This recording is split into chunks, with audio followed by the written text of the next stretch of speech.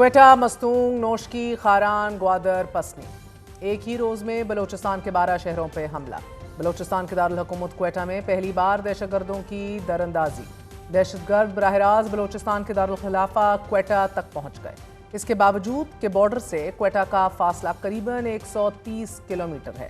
حملوں کا دائرہ کار ریڈ زون تک پھیلا۔ مستونگ جیل پر دہشت گردوں کا حملہ، درجنوں خطرناک قیدیوں کی فرار، تھانوں کا جلاؤ گھراؤ، ڈپٹی کمشنر اور اسسٹنٹ کمشنر کا اغوا۔ دہشت گرد صوبائی دارالحکومت سمیت اتنی بڑی تعداد میں شہروں کو نشانہ بنانے میں کامیاب ہوئے کہ جنہیں ریاست محفوظ ترین تصور کرتی ہے۔ تاہم سیکیورٹی فورسز کا گرینڈ آپریشن تاحال جاری ہے۔ صوبے میں عوامی اجتماعات پر پابندی برقرار ہے اور ٹرین سروسز بھی معطل ہیں، جبکہ کوئٹہ میں شہریوں کو انٹرنیٹ تک رسائی بھی ناممکن ہو چکی ہے۔ سیکیورٹی ذرائع کے مطابق گزشتہ 3 روز سے بلوچستان میں جاری آپریشنز میں اب تک 177 دہشت گردوں کو ہلاک کیا جا چکا ہے۔ فورسز کا بلوچستان میں فتنہ الہندوستان کے دہشت گردوں کے خلاف سینیٹائزیشن آپریشن جاری ہے۔ مجموعی طور پر 31 شہری، سویلینز اور 17 سیکیورٹی اہلکار بھی شہید ہوئے ہیں۔ صورتحال کی سنگینی کا اندازہ وفاقی وزیر داخلہ کی بلوچستان میں صورتحال کا جائزہ لینے سے لگایا جا سکتا ہے۔ ان کا کہنا ہے کہ اگر پولیس اور سیکیورٹی فورسز کی قربانیاں نہ ہوتیں تو دہشت گرد مزید تباہی پھیلانے میں کامیاب ہو سکتے تھے۔ ان حملوں کی ذمہ داری کالعدم بلوچ لبریشن آرمی نے قبول کی ہے۔ وزیر اعلیٰ بلوچستان کا کہنا ہے کہ حملوں میں بھارت کے ملوث ہونے کے ثبوت سامنے آئے ہیں اور ہمارے پاس پہلے سے ہی انٹیلیجنس رپورٹس موجود تھیں کہ شدت پسند تنظیم کی جانب سے اس قسم کے حملوں کی منصوبہ بندی کی جا رہی ہے، جس کے پیش نظر سیکیورٹی اداروں نے 1 روز قبل ہی آپریشن شروع کر دیا تھا۔ وزیر اعلیٰ بلوچستان میر سرفراز بگٹی نے BLA سمیت متعدد کالعدم تنظیموں کو مخاطب کرتے ہوئے کہا ہے کہ یہ آپ کا سب سے بڑا آپریشن تھا۔ آپ تو ایک یونین کاؤنسل بھی آزاد نہ کروا سکے۔ جب ایک یونین کاؤنسل تک آزاد نہیں کر سکے تو باوجود اس سب کے بلوچوں کو اپنا ایندھن کیوں بنا رہے ہیں؟ افغان نیشنل آرمی جو ہے وہ 30 سال تک ادھر جنگ لڑے گی، اپنی حفاظت کرے گی۔ وہ تو 72 گھنٹے میں ڈھیر ہو گئے۔ اس 72 گھنٹے میں ڈھیر ہو کے یہ جتنا بھی اسلحہ ہے یہ مارکیٹ میں پھیل گیا، اور ان کے آقاؤں نے ان کو خرید کے یہ والے نائٹ گیجٹس بھی دے دیے، یہ اکوپمنٹس بھی دے دیے۔ آپ ہندوستان کی پراکسی کے ساتھ یہ جنگ لڑ رہے ہیں۔ جو عام بلوچستانی ہے، جو یوتھ ہے، جس کو ڈس انٹیگریٹ کیا جا رہا ہے ٹورڈز دا اسٹیٹ، اور ٹولز کون سے استعمال کیے جا رہے ہیں؟ ایک یہ ٹویٹر سردار ٹائپ کے لوگ، دوسرا سوشل میڈیا۔ فورس بڑی ویجیلنٹ تھی، بڑی الرٹ تھی۔ We manage to kill 145 terrorist in 40 hours. This is the highest number since Pakistan is facing this war on terror. ان دہشت گردوں نے 5 خواتین کو اور 3 بچوں کو وہاں پر بے دردی کے ساتھ بھون ڈالا ہے، اور یہ بلوچیت کا نعرہ لگاتے ہیں۔ ہم 1000 سال تک یہ جنگ لڑیں گے۔ This country is ours. This is our motherland. We'll fight for it. ہم 1 سیکنڈ کے لیے بھی سرنڈر ہونے کو تیار نہیں ہیں۔ تاہم وزیر اعلیٰ بلوچستان بگٹی صاحب کا کہنا ہے کہ بلوچستان کا مسئلہ سیاسی نہیں، اس کا صرف عسکری حل ہے۔ 2018 سے پہلے ریاست کی پالیسی مصالحت کی نہیں تھی۔ دہشت گردی کے واقعات میں مصالحتی پالیسی کی وجہ سے اضافہ ہوا۔ کوئٹہ میں ہفتے کے روز حملوں کا آغاز سریاب کے علاقے سے ہوا اور صبح 8 بجے تک ان حملوں کا دائرہ کار ریڈ زون کے قریب ایدی چوک تک پھیل گیا۔ ان حملوں میں املاک کا سب سے زیادہ نقصان کوئٹہ میں ہوا، اور تاہم سرکاری تنصیبات کو پہنچنے والے نقصانات سریاب کے علاقے میں زیادہ تھے، جہاں 3 پولیس سٹیشنز اور 5 بینکوں کو ٹارگٹ کیا گیا، جبکہ ہزار گنجی اور اس کے گرد و نواح میں 5 بینکس پر بھی حملہ کیا گیا، جبکہ نیو سریاب پولیس سٹیشن کو حملوں میں بڑے پیمانے پر نقصان پہنچا۔ نیو سریاب پولیس سٹیشن کے ہر کمرے کو نظر آتش کرنے کے علاوہ تھانے کے تمام تر ریکارڈ کو بھی جلا دیا گیا، جبکہ ایک بارود سے بھری گاڑی کو ریڈ زون کے قریب ایدی چوک پر اڑا دیا گیا، جس سے سول سیکریٹریٹ، کربو جوار کے گھروں، دفاتر، امداد چوک سے سلیم کمپلیکس کے علاقے تک دکانوں، گھروں اور دفاتر کے شیشے ٹوٹ گئے۔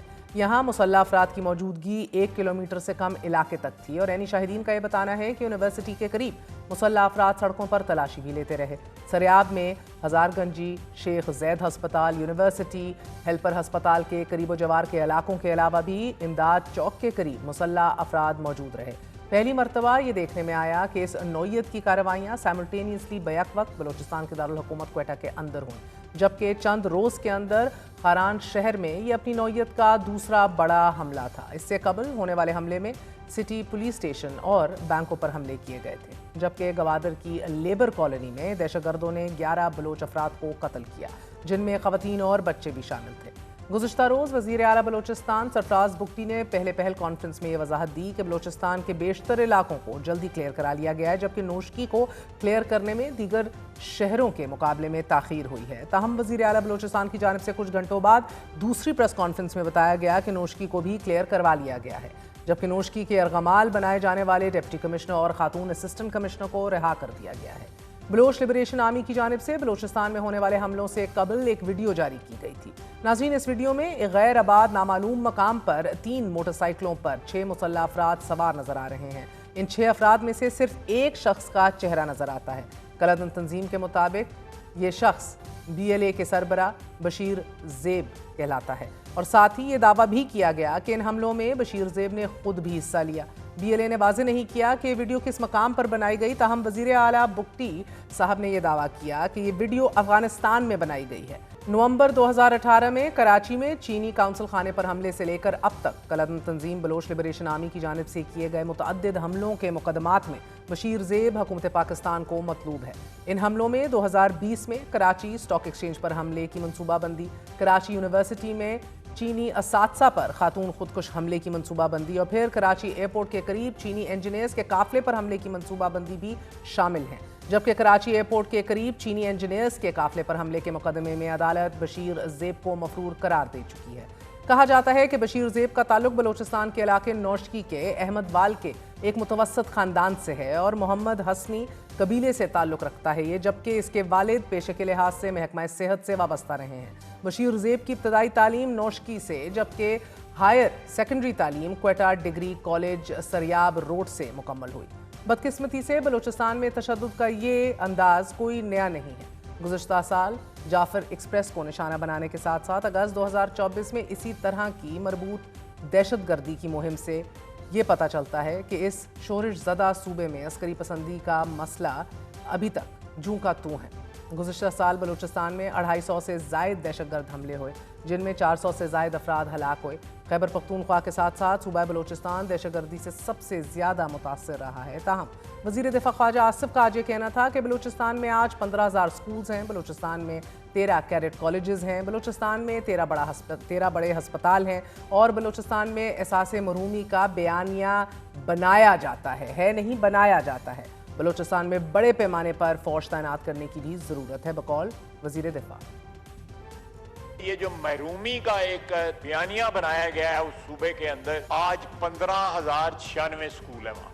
यूनिवर्सिटीज नील थी, आज 12 यूनिवर्सिटी है। जितने इस वक्त एयरपोर्ट्स जो हैं बलूचिस्तान के अंदर हैं, किसी और सूबे में नहीं है।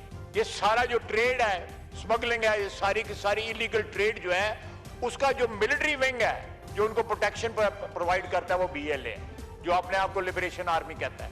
वो चोरों की आर्मी है। ये यकीन दिलाना चाहता हूं कि इन लोगों से कोई नेगोशिएशंस नहीं होंगी। उसका जवाब जो है पूरी रियासत की जो है ताकत के साथ दिया जाएगा। इस एक इशू के ऊपर कौम को मुतहद होना चाहिए कि हम किसी क्रिमिनल गैंग को जो है कोई ऐसा नैरेटिव बनाने की इजाजत नहीं देंगे। ये पूरा ऐवान जो है दहशतगर्दी के खिलाफ जो है यकजा हो जाए। Let this house play some role in this crisis. नहीं तो हम को इतने रेलेवेंट पहले भी नहीं है, बिल्कुल इररेलेवेंट हो जाएंगे। दूसरी जानिब एक बड़ी सियासी डेवलपमेंट जिसे खुशगवार आगाज के तौर पर देखा जा रहा है वो वज़ीर आज़म और वज़ीर आला खैबर पख्तूनख्वा की मुलाकात है। वज़ीर आज़म से मुलाकात के बाद मीडिया से बात करते हुए सुहेल अफरीदी का यह कहना था कि आज की मुलाकात की दावत वज़ीर आज़म ने दी थी, जिसमें NFC अवार्ड समेत वफाक पर सूबे की जानिब वाजिबुल अदा रकूम के हवाले से बात हुई। ताहम एक सहाफ़ी की जानिब से जब वज़ीर आला से ये सवाल किया गया कि क्या आज की मुलाकात को सूबे और वफाक के दरमियान तनाव में एक पेशरफ के तौर पर देखा जाए, इस पर सुहेल अफरीदी का कहना था कि आज की मुलाकात बतौर वज़ीर आला मेरे ओहदे का तकाजा है। बतौर सियासी वर्कर मैं कभी भी वहाँ नहीं बैठता। मुलाकात के दौरान इमरान खान से अडयाला जेल में मुलाकात ना करवाए जाने समेत किसी भी मुलाकात पर बात नहीं हुई। ताहम मुलाकात के दौरान वज़ीर आज़म ने खैबर पख्तूनख्वा में अमन व अमान के लिए वफाक और सूबाई हुकूमत के ताउन को नागुज़ीर करार दिया और ये कहा कि अमन व अमान के क़याम के लिए सूबाई हुकूमत को कोशिशें मज़ीद बढ़ाने की ज़रूरत है। इस वक्त नाज़रीन मुल्क के दोनों सूबों में दहशतगर्दी का अफरीज शिद्दत से सर उठा चुका है। क्या दहशतगर्दी से निमटने के लिए हुकूमत तमाम सियासी तलखियां कम करने के लिए तैयार है या क्या वाकई अब बलूचिस्तान में फौज भेजे जाने का वक्त आ गया है? हमारे साथ मौजूद हैं साबिक वज़ीर आज़म पाकिस्तान सेनेटर अनवारुल हक काकड़ साहब। सेनेटर साहब बहुत बहुत शुक्रिया साथ देने का। सर, बलूचिस्तान के दारुल हुकूमत क्वेटा में it is huge, the headline is big sir, और वो भी कि जिधर बहुत हैवी सिक्योरिटी तस्वुर की जाती है एंड देन पैरेलल बैक वक्त इतने ज़्यादा attacks at one time. How do you look at this? देखें, मुझे हमेशा से लगता है और अभी भी यही लग रहा है कि हमारे यहाँ जो कॉन्फ्लिक्ट की नेचर है ना, उसको समझने में एकेडेमिया में, जर्नलिस्ट में, सिक्योरिटी एक्सपर्ट्स में, लॉ इन्फोर्समेंट एजेंसीज़ में at times clarity of thought and action both उसकी कमी